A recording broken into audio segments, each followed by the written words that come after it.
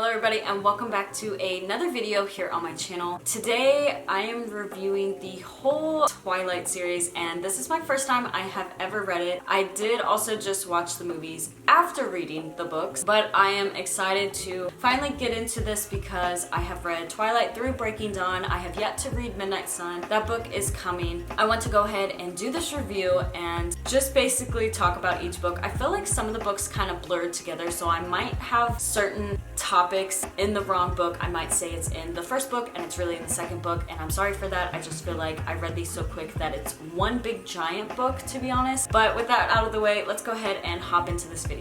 Up first, obviously, we have Twilight, the original. I did find this whole series at a thrift store. This is the only paperback. This was $1 at Desert Industries out here in Nevada, and then all of the rest are hardback, and they were anywhere, if I found them at Goodwill, anywhere from $3, $5, or if Desert Industries, all hardbacks are only $2. So I felt like I got a pretty decent deal on all of these books, and they were all pretty much brand new, especially the paperback. You can tell it's like in really great condition. We have the first one. I did rate this book 4 stars, and I have to say I went into this whole series always hearing about how much people hate Twilight, how cringy it is, how terrible, or just how much it's like a weird romance. And I'm not much of a romance reader. If I've ever read anything romance, it was honestly just Christian romance or Nicholas Sparks. With that, I honestly did not know what to think about the series because I've heard so many different opinions and also descriptions, not necessarily of the books but of the movies, and since I never watched them, never knew anything of them because at the time I was into Harry Potter, and then when Divergent came out, I loved Divergent.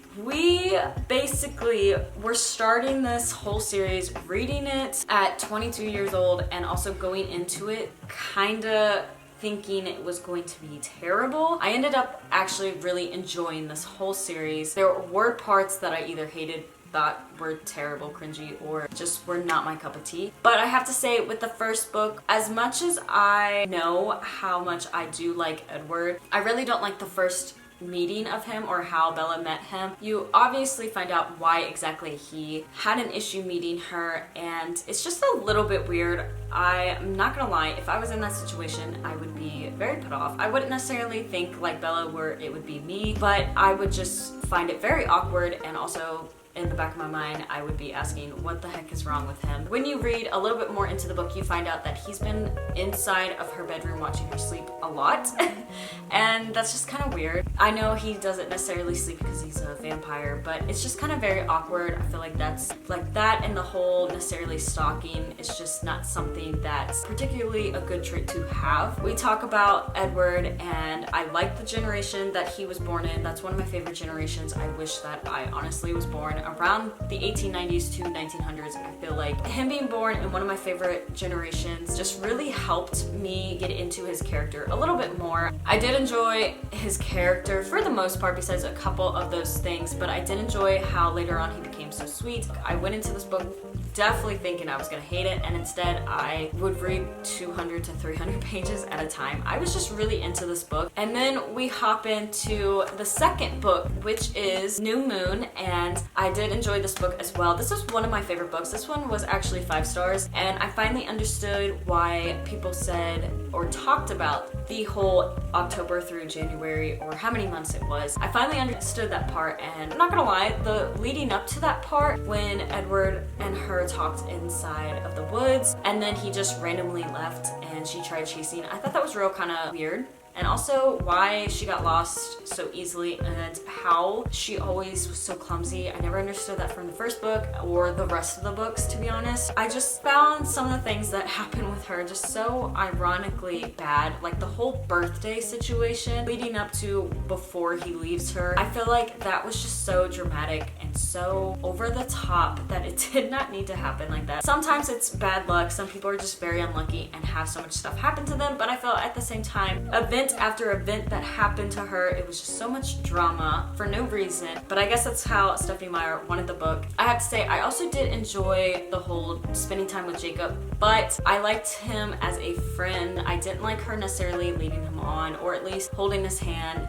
Hugs sometimes are okay, but the doing some things that actual couples would when they weren't dating was just kind of too much. I feel like she was leading him on and it did not help in the end. I did feel a little bit bad, or I did not like how she necessarily abruptly left him. I feel like she could have quickly explained what was going on instead of just leaving Jacob to go with Alice to go get Edward before necessarily he was killed. And I did enjoy the whole Italy scene. I love reading it because I felt like I was actually excited and I was trying to flip through. I felt like it was really long, the leading up to, like them on the plane. I felt like I had to read 20 pages before I actually got to them physically in Italy, which was nice, but at the same time I felt like it was so dragged out that I was, for the first time, trying to read as fast as I could because I was so interested to see what would happen. The Vittoria would want her to become a vampire or necessarily die. I felt like that was basically a whole nother plot into the whole series, not just one necessarily book. I will say some of the things that kind of bugged me, and I think it was in this book, it might have been in the next book, but I do believe it was when she was walking with Jacob on the beach before Edward came back and they were talking about how werewolves imprint. I believe in the whole true love situation. I don't have an issue with the whole falling head over heels at somebody at first sight. I am a very big believer of that, but the imprinting, as much as I do believe that, I found it very awkward and also inappropriate at the same time because of some of the age gaps. Moving into Eclipse, this is the third book. I did rate this one 4 stars. I did enjoy Eclipse a lot. I feel like it did have a lot of kind of action necessarily, or just events that did happen. The one thing I did not like, and that's just because of personal preference, I did like the whole compromise with Edward about being married first before they did certain things that Bella wanted, but at the same time I was kind of annoyed with how Bella viewed marriage, especially at a young age. If you know me personally, or if you just have been following my YouTube channel, you might know that my husband and I actually got married almost 4 years ago at 18. And yeah, we are a military family, but it's not that reason. It's more like the whole true love aspect. And the way that Stephanie Meyer wrote about how young marriages are perceived is actually accurate, but it was just kind of annoying because it is one of the stereotypes that I just hate. Like the whole getting married like a shotgun marriage or getting married young because they're pregnant. I didn't understand why, because it doesn't necessarily matter what age you get married at. It's more on the bond that you have mentally, how much you grow with that person, know about that person, and how much you guys are loyal, faithful, and also you go through trying to help each other. When one person falls, you help them get back up and you guys continue. And my favorite saying about marriage that I've heard and now I talk about, or I say to others, is it's not you versus him, it's always you guys together as a married couple versus whatever the issue truly is, whatever problem you're facing. That's one way I look at marriage. And so when I was reading the whole how she talked about marrying young, I just got very annoyed. I just felt like it was over the top. She was being kind of dramatic because if you love somebody, it doesn't necessarily matter what age you get married. You can get married at 18, you can get married at 30, you can get married at 80. The other thing is Seth. One thing about Seth is I can't remember how old he is. I think he's around 15 because he's one of the young ones, but Seth is one of my favorite characters that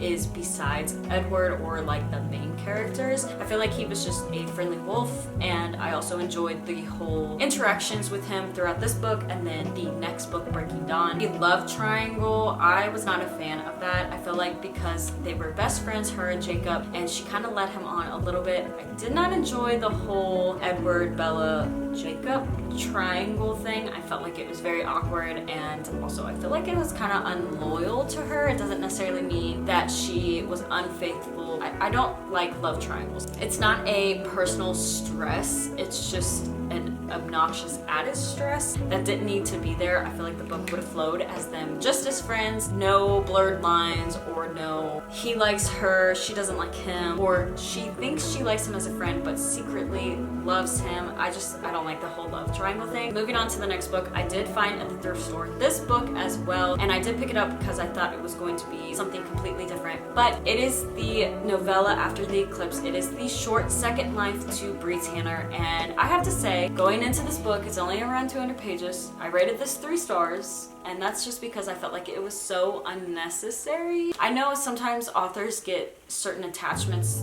to certain characters that they do write, and they want to make a whole spin-off book or novella or whatever for that character, but I felt like I just was not interested in Bree Tanner. I will say I do like the insight that this book gave with Riley and I'm gonna say his gang of vampires, with the whole Victoria and everything that goes down. I do like the insight on this novella, but I just feel like I would have rather seen insight on what Edward hears when he meets people, like what's their thoughts, or also some of the things with his perspective on Bella. I don't know if that was ever in a novella or a book. I feel like maybe that would be a better book to write about. I felt like this book was okay to read. It was kind of slow for me, especially coming out or in between the series, and I did kind of enjoy it just because of that insight that you got to have, but I didn't necessarily feel the need to learn about anything that Bree Tanner did, especially since her life ended abruptly. The only information gathered from this book was insight onto Riley's gang, or Victoria's new created vampires to go against the Cullens, and that was pretty much all that I gathered from this book, and that's all that I really cared about. Breaking Dawn is the last book, and this is around, I think, 750 pages. It is a 4-star read for me. I will say, again, certain parts of this book kind of bug me, but I did enjoy them finally getting married and then up to certain parts of the honeymoon. I was not a big fan, especially at first, of the whole, 200 to 300 pages of Jacob's point of view. I feel like because of the honeymoon, it just ended abruptly, and then all of a sudden you got to hear all of Jacob's point of view for a hot minute, and it was just like not necessarily slow. I just feel like I was so intrigued onto what happened next with Bella and them that it just took so long to finish that whole situation and finally get to the end. Basically, I did kind of enjoy the ending of Jacob's point of view, but I didn't know how to think about it because of, like I said, the whole imprinting thing. I don't agree with it when it comes to certain ages and the imprinting on necessarily their daughter. Which that's the other thing too, is the birth. That was very descriptive in a weird way, I'm not gonna lie. The whole situation with her being pregnant is just very dramatic, and she's just over the top. I feel like she's very stubborn, but also I understand it's technically half vampire, half human. I just feel like some of the things that went down were just very weird, very awkward. That's one of the things, the whole being pregnant, the whole pregnancy to the birth, and also the names. Edward Jacob, or EJ for a boy, dumb name. I'm sorry, dumb. And then Renee and Esme is just also dumb. Completely.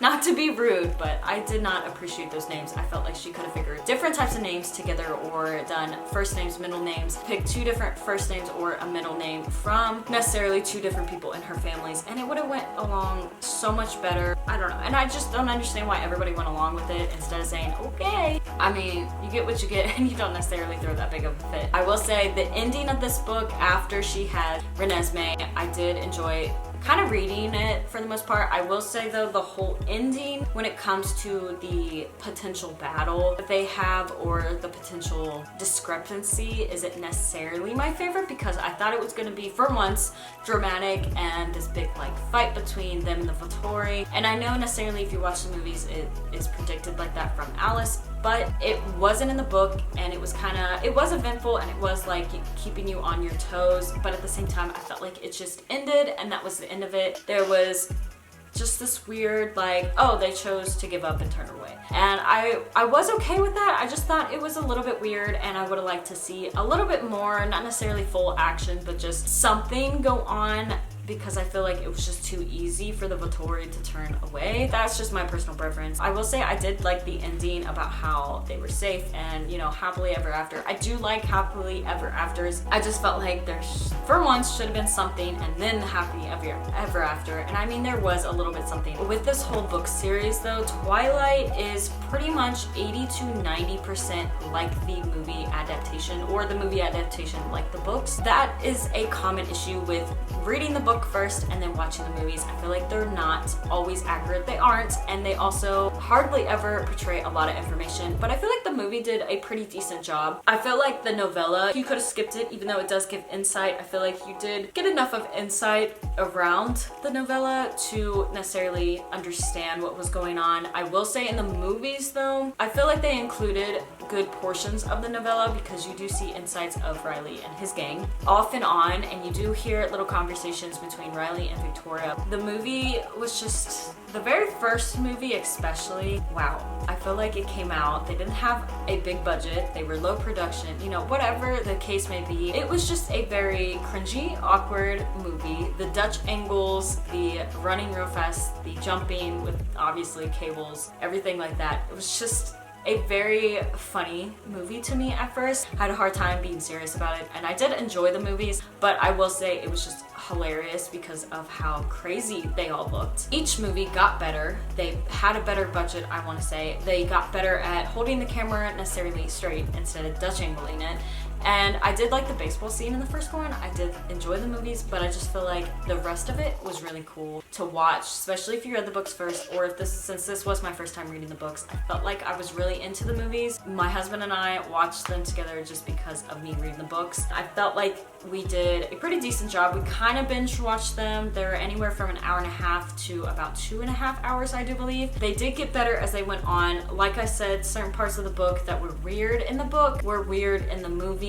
I feel like the movies for once did a very, very good job at actually portraying the books, and I would rate the book series probably a very close to a 5-star. I would say it's a 4-star series, but that's mainly just because of how hooked I got into it and how much I loved actually reading it, how fast I read it, and how I kind of would recommend it. It's one of my favorite series that I've read in 2022 especially. Thank you all so much for watching this video. I hope that you guys enjoyed this video so much, and I hope I did an okay job at kind of reviewing these books. I know I still have yet to read Midnight Sun, and I'm hoping to get to that very, very soon. Thank you all so much again. I hope to see y'all next week, and God bless.